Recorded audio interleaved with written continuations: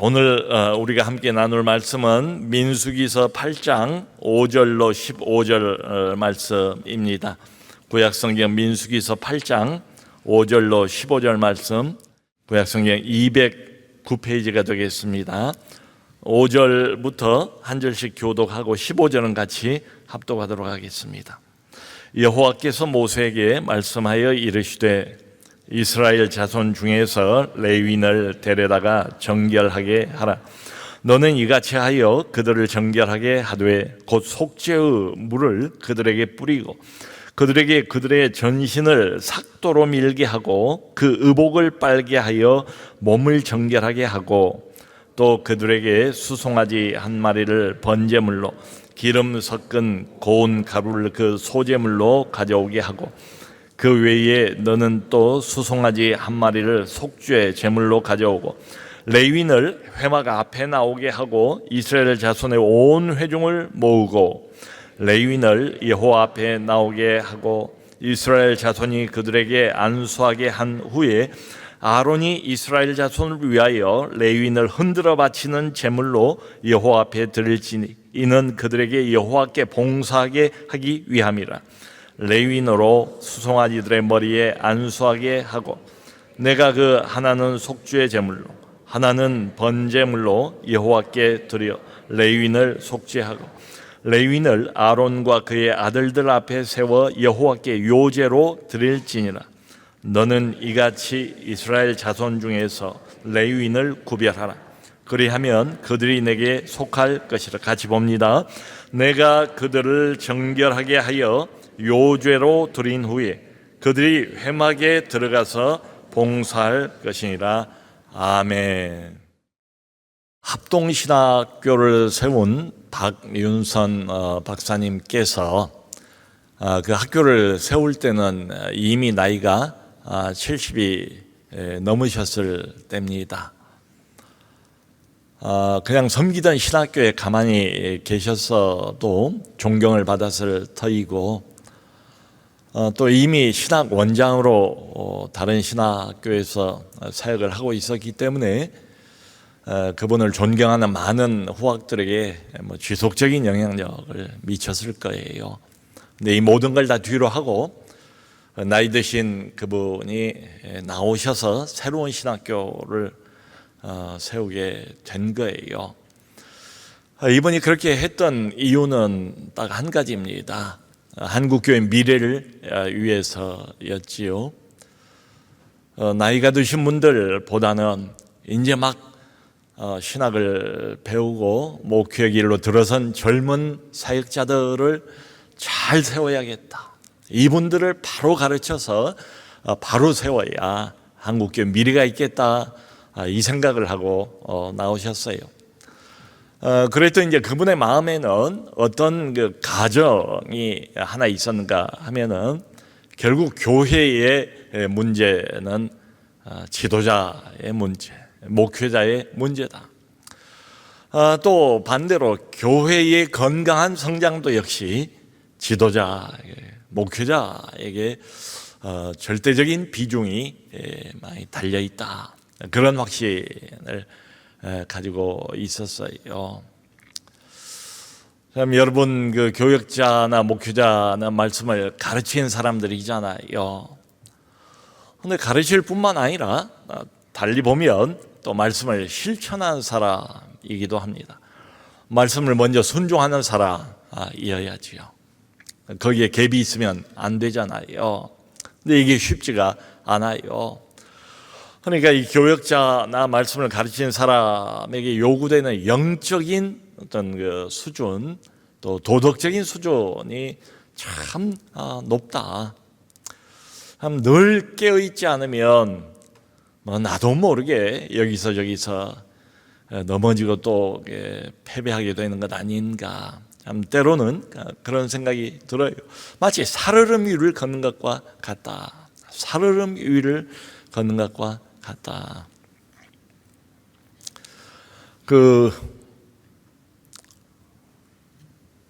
이런 부담 또 이런 요구들, 영적인 도덕적인 이런 그 높은 요구, 이건 비단 교역자에게만 해당되는 것은 아니지요.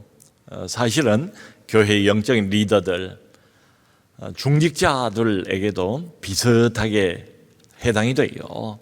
아무나 중직자 되겠습니까? 아무나 하나님이 불러서 이 사람 저 사람 그저 하나님의 백성이라고 다 세우겠어요? 그럴 리는 없잖아요. 바로 얼마 전에 우리도 공동체 투표를 통해서 76명의 중직자들을 세웠어요. 장로, 권사, 안수집사, 비택자들을 세웠습니다.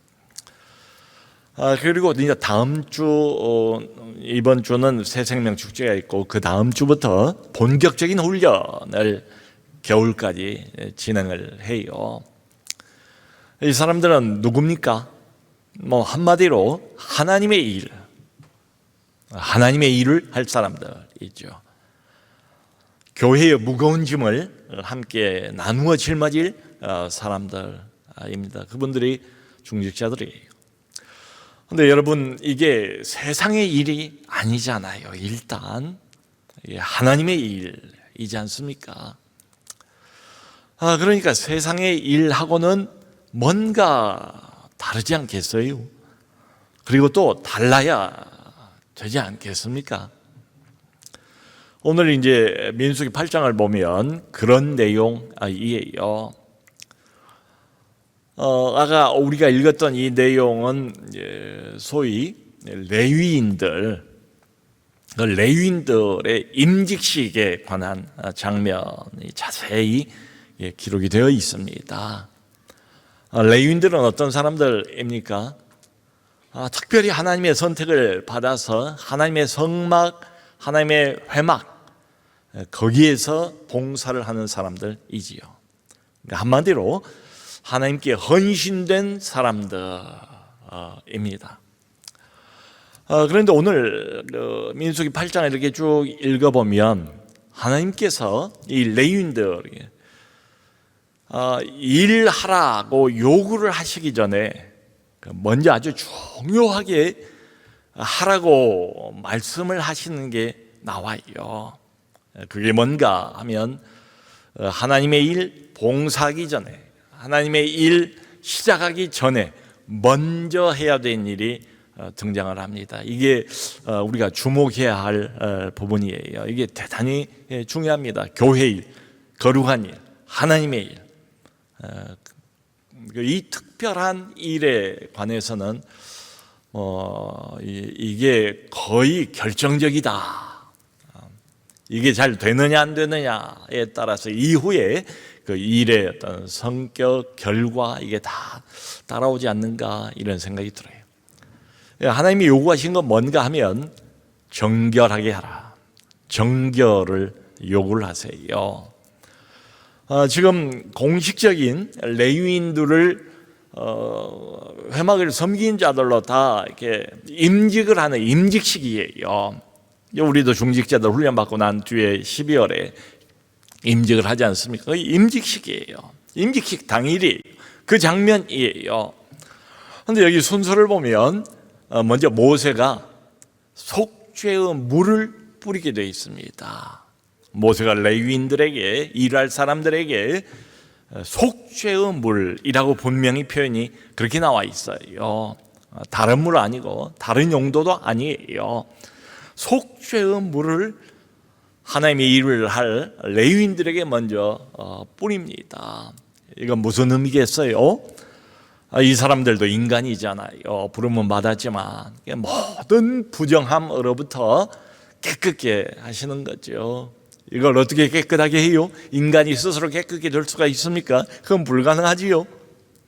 하나님께서 속죄의 물, 하나님께서 은혜로 죄사함, 그리고 이 사람들을 죄와 허물로부터 깨끗하게 하시는 거죠. 마치 오랜 후에 하나님의 아들 예수의 보혈의 피로 우리 모두를 정결하게 하고 우리의 모든 죄와 허물로부터 우리를 벗어나게 하신 것처럼 레위인들에게 속죄의 물을 먼저 뿌려요. 여러분 이걸 보면 하나님의 일, 교회의 일, 이 거룩한 일은 분명한 순서가 있다, 이런 생각이 들어요. 이게 바로 세상 일과 하나님 일의 결정적인 차이가 아닌가 하는 생각이 들어요. 우리가 보는 이 첫 장면 말이지요. 그러니까 하나님의 일은 세상 일과 뭐가 다른가 하면, 내가 일하기로, 내가 봉사하기로 결심하는 것으로부터 출발하지를 않아요. 이게 대단히 의미심장하지 않은가. 대신 어떻게 출발하는가 하면, 하나님께서 은혜로 사람들을 깨끗게 하시는 것으로부터 출발을 해요. 우리는 우리의 힘으로, 우리의 어떤 노력으로도 우리의 죄와 허물을 깨끗하게 씻어낼 수가 없잖아요. 하나님 앞에서 거룩한, 완벽하게 거룩한 그분 앞에서 모든 부정함을 우리가 스스로 털어낼 수가 없잖아요. 그러니까 우리를 먼저 깨끗게 하시는 하나님의 은혜로부터 모든 하나님의 일은 출발한다. 이게 아주 결정적입니다. 이게 우선 있어야 돼요. 이게 우선 필요합니다. 하나님이 부르셔야 됩니다. 하나님이 깨끗게 하셔야 됩니다. 여전히 일의 주관자, 일의 주체자, 일을 진행하는 분은 다 하나님 자신이세요. 그 다음에 이제 임직식에 이렇게 다음 순서를 보면 온 몸을 다 밀라, 이렇게 말씀을 하세요. 온 몸, 레위인들, 회막에서 성막에서 일할 사람들은 온 몸의 털을 다 밀래요. 이게 상징하는 것은 이전의 어떤 생활의 흔적, 이전 생활, 하나님과 별 관계없이 지냈던 어둠 속에서 방황을 했던 이전 생활의 흔적을 다 없애라, 이런 의미지요. 여러분, 옛사람으로부터 벗어나고 옛 상태, 내가 수십 년 동안 살아온 생활의 패턴이 있잖아요. 삶의 방식이 있잖아요. 그런 것들로부터 철저하게 벗어나라는 그런 상징이지요. 그러니까 하나님의 말씀대로 따라간다면 머리카락만 밀라, 이게 아니고요. 온 몸의 털을 다 밀라, 이런 요구를 하세요. 이게 부분적인 변화, 이걸 말씀하시는 게 아니고, 하나님 앞에서 하나님의 일을 하기 위해서, 거룩한 일을 하기 위해서는 전인격적인 변화를 요구를 하십니다. 그런 의미예요. 그리고 난 다음에는 의복을 빨라라고 또 말씀을 하세요. 여러분, 의복이라는 건 뭡니까? 우리가 겉에 입고 다니는 것 아닙니까? 근데 내가 무슨 옷을 입었는가 우리가 볼 수 있잖아요. 근데 다른 사람도 볼 수 있는 게 의복이에요. 그러니까 하나님을 만나고, 그리고 내적인 변화가 생기고, 우리의 죄사함을 받고, 이 모든 것들이 결국은 삶의 변화로 이어져야 된다. 또 다른 사람들이 볼 수 있는 외적인 행실의 변화로까지 이어져야 된다, 이런 의미까지를 함축을 하고 있어요. 여러분, 이렇게 보면 순서가 아주 참 분명하지 않습니까? 먼저는 하나님의 은혜가 와야 돼요. 죄 씻음, 속죄 의무를 통한 죄사함, 이게 있어야 돼요. 그런 다음에 사람 자체의 변화가 따라옵니다. 전인격적인 변화가 따라와야 돼요. 그리고 이것이 마지막에는 옷을 빨라 말씀하신 것처럼 외적인 행실에 누구나 볼 수 있는, 저 사람이 왜 저렇게 변했지? 너무도 변했어. 예전에 그 사람이 아니야. 예전 그 사람의 옛 생활의 그 사람 흔적도 찾아볼 수가 없어. 그 정도로 외적 행실까지를 완전히 변화하라는 하나님의 요구의 말씀입니다. 여러분, 이렇게 보면 하나님의 일, 거룩한 일은 단순히 어떤 봉사, 그게 아닌 것 같아요. 단순히 어떤 기능적인 일을 하는 것도 전혀 아니에요. 이게 세상 일하고의 아주 결정적인 차이점입니다. 하나님의 일에 있어서 우리가 봤던 것처럼 가장 중요한 건 뭔가 하면 거룩성입니다. 거룩성.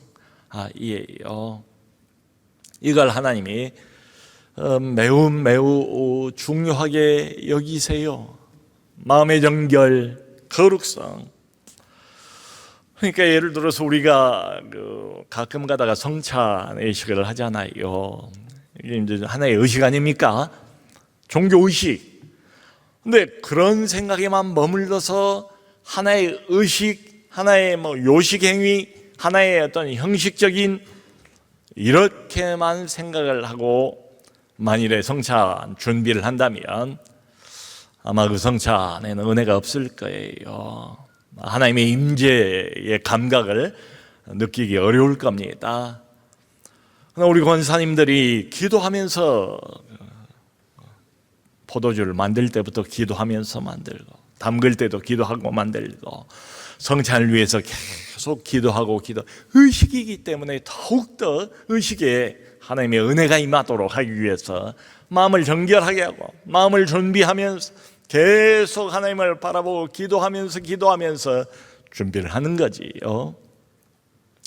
성가대가 여러분 찬양을 할 때에 이게 악보를 보면 음표가 있고 가사가 있고 노래 좀 하고 익숙해지고 하면 이제 이런 생각은 까맣게 잊어버리고 음표 따라서 가사 따라서 익숙한 노래니까 그저 자기가 노래 재능 기부를 하는 것처럼, 예를 들어서 우리 교회는 그런 분 한 분도 안 계세요.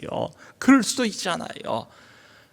하나님이 그걸 받으실까요? 안 그러지요.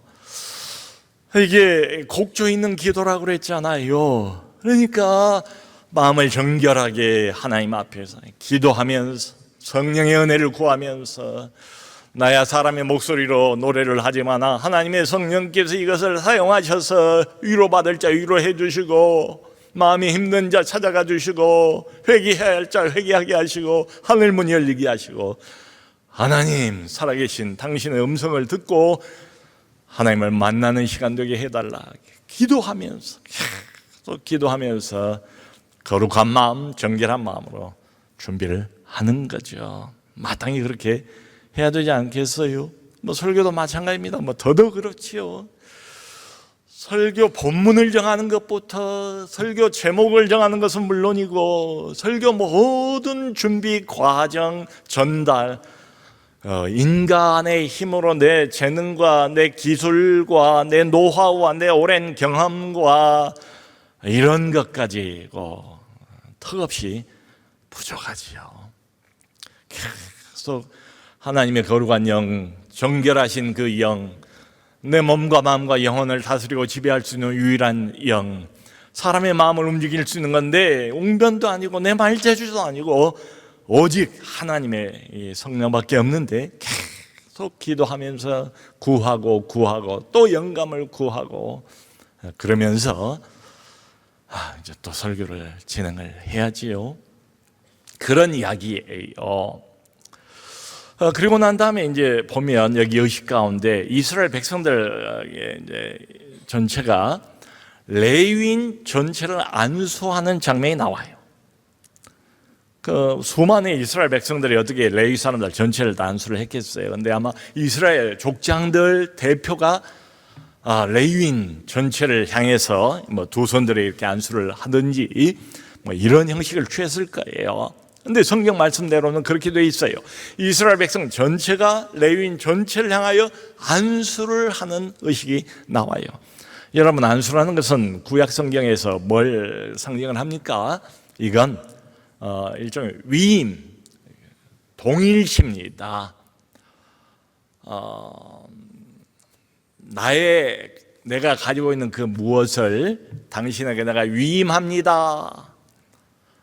당신과 난 둘이 아닙니다. 동일시, 또 대표성, 이런 걸 의미하는 게 안수예요. 그러니까 이 의미가 뭔가 하면 하나님 앞에서 이 사람들, 즉 레위인들은 우리를 대신해서 하나님 앞에 섬기는 자들입니다. 이런 이야기예요.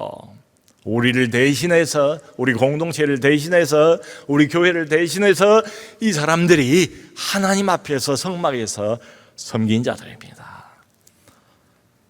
그러니까 이 레위인들은 오늘로 치면 뭐 교역자라고 할 수 있을지요. 그런데 이 사람들은 백성들 위에 군림하는 자들이 아니라 이 말이죠. 백성들을 대표하고 대신해서 하나님의 성막에 하나님 가까이에서 하나님을 섬기는 자들로 부름을 받은 거예요. 그리고는 마지막에 이제 대제사장인 아론이 요제를 드렸대요. 요제. 여러분 속죄제, 속건제, 화목제 이런 거 많이 들어봤지만 요제라는 말은 좀 드물잖아요. 근데 요제는 뭔가 하면 제물을 들고 제사장이 앞뒤로 흔들면서 드리는 제사예요. 한자로 요자가 흔들 요자입니다.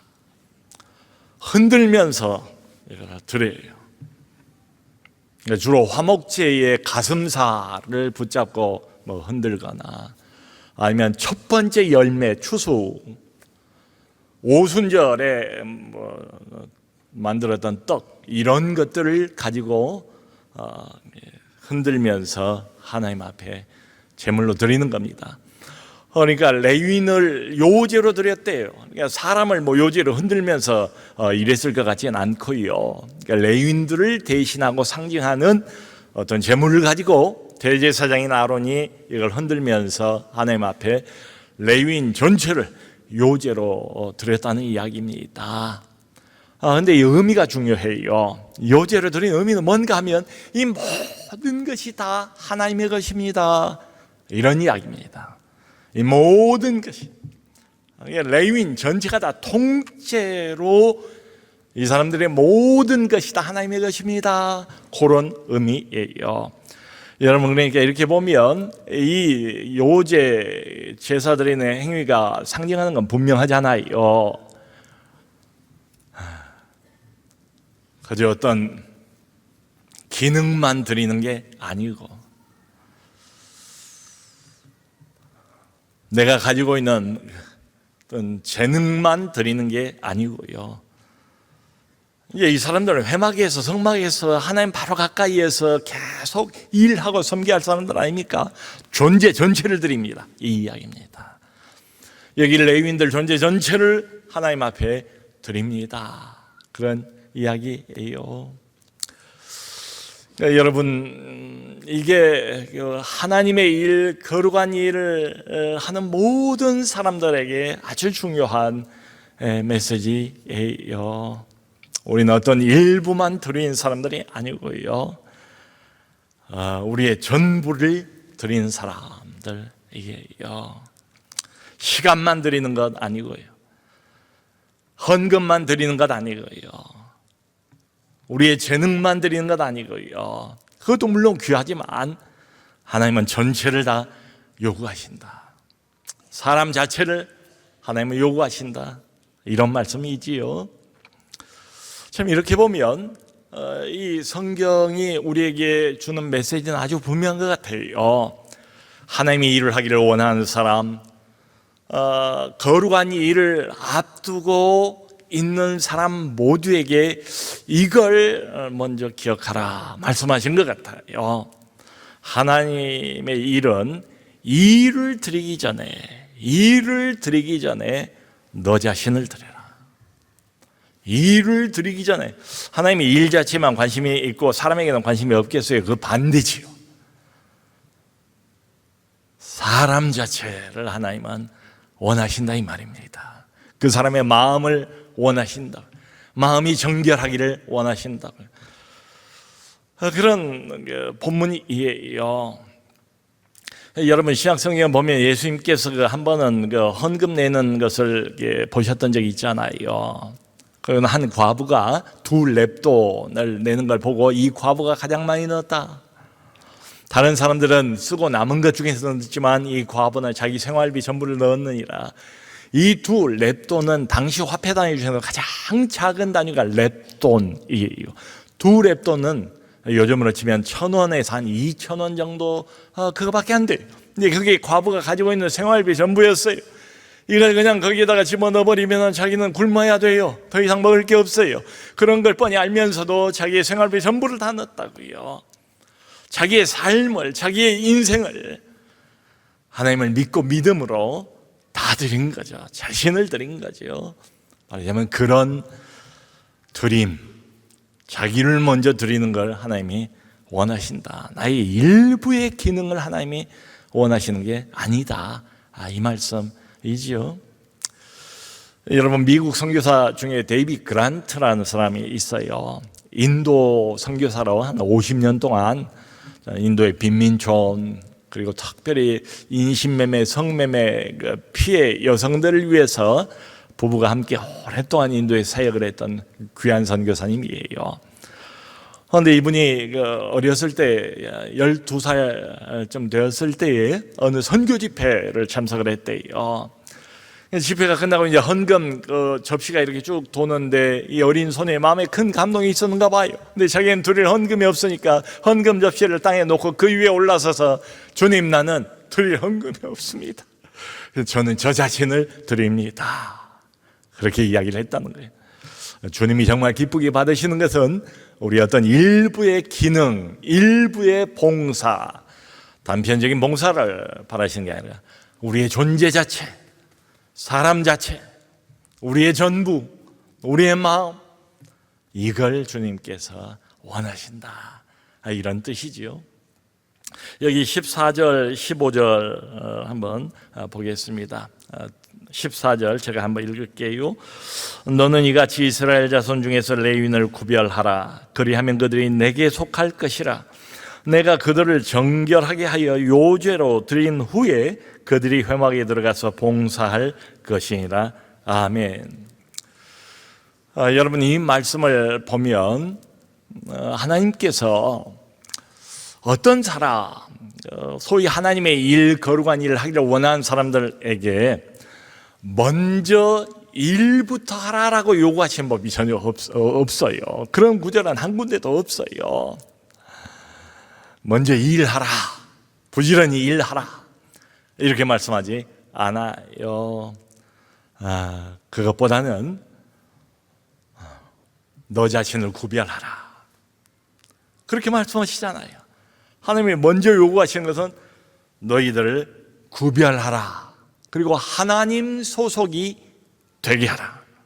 이게 먼저예요. 그러니까 여러분, 하나님의 일을 하는 데 있어서는 먼저 필요한 건 뭔가 하면 소속의 변화가 먼저 있어야 된다는 거죠. 이게 세상 편인지 하나님 편인지, 교회 나오면서도 일을 하면서도 세상 소속인지 하나님 소속인지 구별이 안 되고 이러면은 하나님이 기뻐하시지 않을 것 같아요. 분명히 말씀하셨잖아요. 레위인을 이렇게 해서 구별하라. 먼저 하나님 소속이 되게 하라. 우선 먼저 나와야 되는 것은 하나님 소속이 되는 것, 소속의 변화. 이건 더 이상 나 자신을 위해서 살지 않는다. 소속이 바뀌었으니까요. 군인은 여러분 소속된 부대를 위해서 자기의 그 군대를 위해서, 조직체를 위해서 살지 않습니까? 마치 그런 것처럼 이제는 세상 소속이 아니고 하나님 소속이 됐단 말이에요. 이제는 나 자신을 위해서 살지 않는다. 나는 하나님 소속이 되었다. 하나님을 위해서 사는 사람이다. 이게 분명해진 다음에 하나님의 일을 합니다. 그 후에 이렇게 나오잖아요.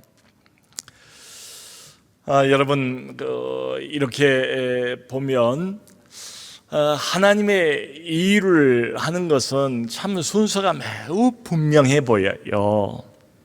맨 먼저는 하나님의 은혜가 있어야 되고, 그리고는 하나님의 은혜로 죄 사함 받고 예수의 보혈로 정결케 되는 게 따라와야 되고, 그 다음에는 내 마음이 달라져야 되고, 내 존재 전체가 달라져야 되고, 내 소속이 바뀌어야 되고, 하나님 소속이 돼야 되고, 분명하게. 그리고 난 다음에 그런 사람이 하나님을 섬긴다. 이렇게 되어 있습니다. 여러분, 이 말씀을 이렇게 쭉 보면 원리는 신약시대에도 변함이 없다. 구약시대처럼 뭐 임직을 이렇게 거창하게 뭐 요제를 흔들고 이러진 않잖아요. 그래도 원리는 하나님은 동일하시잖아요. 하나님이 사람을 세우는 원리가 바뀌어졌을까요? 그럴 리는 없지요. 원리는 동일합니다. 오늘날도 똑같아요. 먼저는 우리의 마음을 정결하게 하고 하나님의 은혜로, 그리고 내면의 변화가 오고 외적인 행실의 변화까지 따라오고, 일부가 아니라 나 자신, 존재 자체, 나 인생 전체를 하나님께 드리고 하나님 소속이 되어서 그 후에야 이 모든 임직의 앞선 조건들이 다 완수가 되었을 때 비로소 그때 이 사람이 하나님의 일, 거룩한 일을 봉사할 수 있다. 이렇게 말씀하세요. 여러분, 이렇게 보면 아무나 함부로 봉사할 수 있는 것 아니잖아요. 아무 생각이나 가지고 그저 하나님의 일이나 세상의 일이나 뭐 일종의 봉사하는 건 다 똑같고 손발을 쓰는 건 다 똑같은데 그게 그거겠지라고 또 생각해서도 안 될 것 같아요. 주님이 여기 우리에게 제공하고 있는 이 순서를 오늘날도 잘 따라가야 되지 않을까 싶어요.